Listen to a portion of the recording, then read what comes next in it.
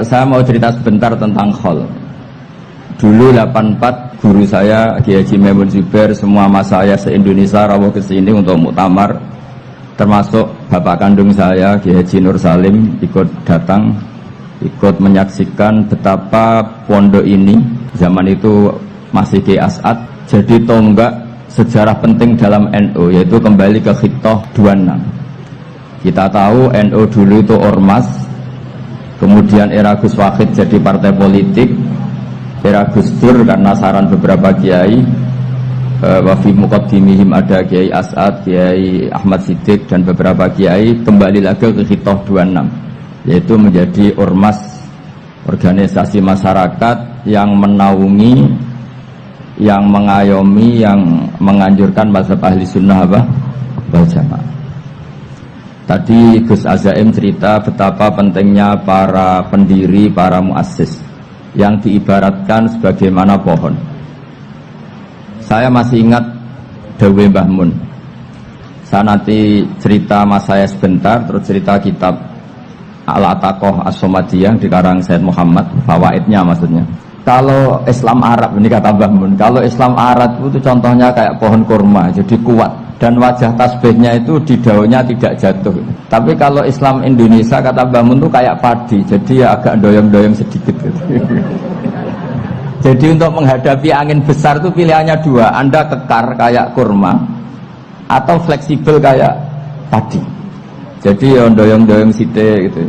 Ada koruptor sowan, salam templeknya ya diterima gitu. Ada calon bupati cantik ya didukung, pokoknya agak-agak doyong gitu. Tapi baru kayak doyong itu nggak bisa roboh karena fleksibel. Jadi kazar in akhrajasat tahu. Jadi ada dua tamsil. Karena memang menghadapi orang fasik, orang dolim ini kita sebagai ulama itu ya kebingungan. Ini mungkin Ki Afif bisa basul masail ini. Karena pertanyaannya gini, saya berkali-kali digojlok sama bapak saya. Berteman orang fasik hukumnya gimana? Pasti dijawab haram. Tapi kalau pertanyaannya dibalik, membina orang fasik hukumnya gimana? Baik, dan bisa membina kalau berteman. Makanya Gus Azaim pernah bikin seni deh, muktamar seni. Anggap saja madhabnya seperti itu gitu.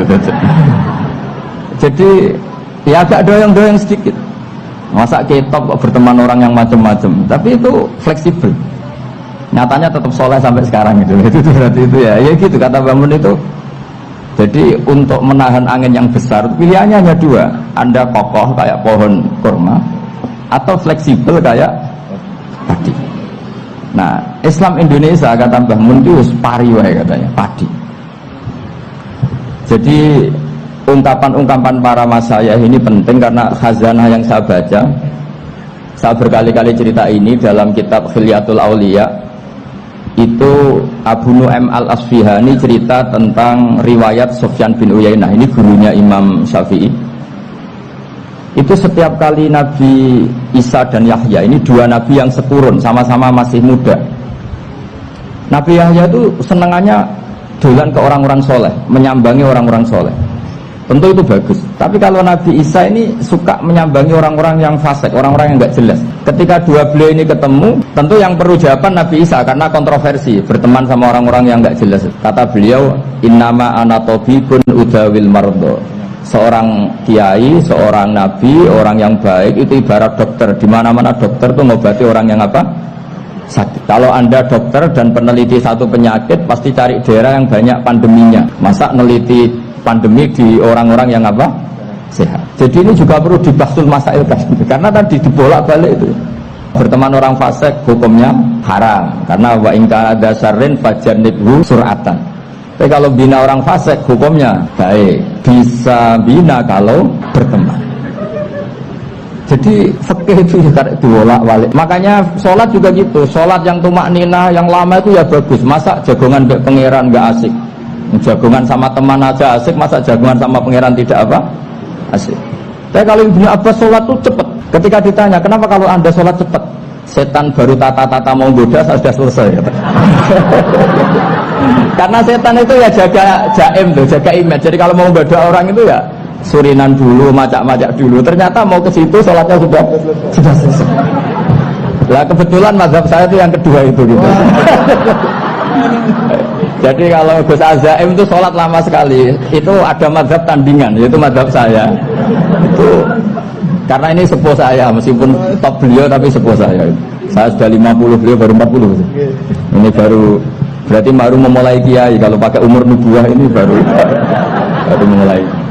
Jadi mazhab itu penting. Jadi pembanding itu harus diutarakan. Sehingga dalam fikih manapun itu sebuah mazhab itu harus diuji itu lewat pembanding. Dulu itu setiap debat fikih antar ulama itu mesti nggak ada yang menang. Misalnya saya kiai kelihatan miskin itu ya baik supaya santri-santri yang miskin itu punya teman gitu. Karena rata-rata santri itu miskin, nah dikancani kiai kan seneng gitu. Tapi problemnya kiai yang miskin itu ya nggak bisa nolong santri karena dia sendiri apa miskin. Makanya dulu Imam Syafi'i itu pengagum orang miskin. Setelah ngaji Imam Malik, tanya, ya Imam Malik, orang yang sealim jenengan itu siapa? Jawabnya Imam Malik lucu. Dulu Abu Hanifah, sekarang orangnya sudah meninggal ya. Ilmunya dititipkan atau diwaris oleh Muhammad bin Hasan Asy-Syaibani. Akhirnya Imam Syafi'i dibiayai Imam Malik ke Irak. Imam Syafi'i miskin, bisanya ke sana dibiayai Imam Malik. Itu seperti Abu Yasid Muhammad masyhur, ini murid beliau. Kalau ada santri boyong kan mesti apa? Disangoni. Ketika datang ke Irak, Muhammad bin Hasan Asy-Syaibani itu nata uang, nata emas itu di ruang tamu. Jadi ngitung uang itu di ruang tamu, miliatan. Ini kaget, ini kiai kok keduluan kata Imam Syafi'i itu. Tapi apa kata Muhammad bin Hasan Asy-Syaibani? Anda kagum ini, Anda kaget ini. Kalau kamu menyoal orang soleh kaya, ini tak kasihkan orang-orang fasik. Biar dipakai judi, dipakai selingkuh, dipakai maksiat. Jangan. Harta ini harus tetap di orang soleh. Kalau ke orang fasik, bahaya. Berarti kiai boleh kaya, boleh. Semenjak itu ada gerakan kiai kudu sugih. Ya ada yang kesampaian, ada yang enggak gitu aja. Tapi karena kalau pakai logika fikih, harta itu fitnah. Oke, seakan-akan harta itu masalah. Tapi kalau ini dikuasai orang dolim, maka masalah besar. Jika orang-orang soleh ini harus juga menguasai harta. Nah, terus lama-lama dikiaskan kekuasaan. Kalau yang kuasain orang fasik, orang tidak sholat, ribet. Akhirnya kiai terus dukung. Ya, akhirnya ke politik tadi. Nak menawa bupatinya kena diatur gitu. Diatur kon sholat, orang ngasih proposal, maksudnya diatur yang sholat maksudnya. Ini cerita-cerita apa logika. Makanya saya sering ngaji kitab-kitab itu, diantara yang saya suka adalah ada dialog besar yang terjadi diantara orang-orang pilihan, termasuk bahkan diantara para nabi dan Tuhan. Jadi unik, Allah sendiri kadang mengajari kecerdasan para nabi itu ya lewat dialog. Masyhur itu, Nabi Ibrahim itu punya ruang khusus untuk sholat dan tidak boleh siapapun masuk situ. Tahu-tahu ada yang sudah di situ. Beliau membuka, kaget. Siapa memberi izin ke kamu yang punya rumah ini? Saya yang punya rumah dan saya tidak memberi izin kamu. Yang memberi izin saya itu yang punya saya, kamu dan rumah ini, yaitu Allah Ta'ala katanya. Wah berarti kamu malaikat dong? Iya, saya malaikat Israel. Disuruh nyabut nyawa kamu kan? Ya agak sopan karena nggak pernah mondok di Salafiyah itu namanya malaikat Israel itu. Itu akhirnya Nabi Ibrahim bilang, wah itu keliru, Anda pasti keliru. Hal ra'aita habiban yumitu habibah, hal ra'aita khalilan yumitu khalilah. Saya ini Khalilur Rahman, saya ini kekasih Allah. Masa ada kekasih bunuh yang dikasih? Itu Israel akhirnya ngaji, masuk akal juga. Ternyata perintah ini mungkin hoax ya, pokoknya dia terus mikir akhirnya. Iya ya, masa ini kekasih Allah kemudian oleh Allah dibunuh, dimatikan. Terbanglah Israel, matur lagi, ya Allah, kata Ibrahim, hal ra'aita khalilan yumitu khalilah. Masa kekasih bunuh yang dia apa? Kasih. Kayaknya masuk akal Gusti. Mulai ngaji lah kira-kira gitu malaikat. Akhirnya oleh Allah dijawab, ya sudah begini, kamu datang ke Ibrahim bilang, hal ra'aita habiban yakrahu ayyalqa habibah. Masa kekasih tidak siap ketemu yang dikasih? Nah, jadi akhirnya Nabi Ibrahim, Israel datang lagi. Logikanya sekarang enggak gitu, begini katanya, diajarin. Hal ra'aita habiban yakrahu ayyalqa habibah.